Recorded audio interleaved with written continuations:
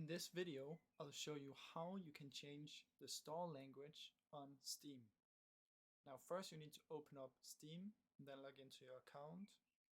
Now from in here you should be on the store page, or anywhere else you can see your little profile in the top right corner.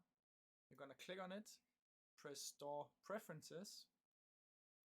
Now once you're in here, you can see in the left side there's Account Details, Store Preferences, and then there should be a button that says Language Preferences. Now click on this and you will see your primary language right here. You can change it if you wanna. I wanna have mine on English.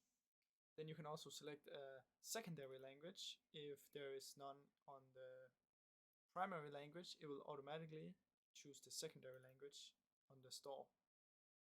Now from down here, these are for the individual games. If they have this, you can select them in here.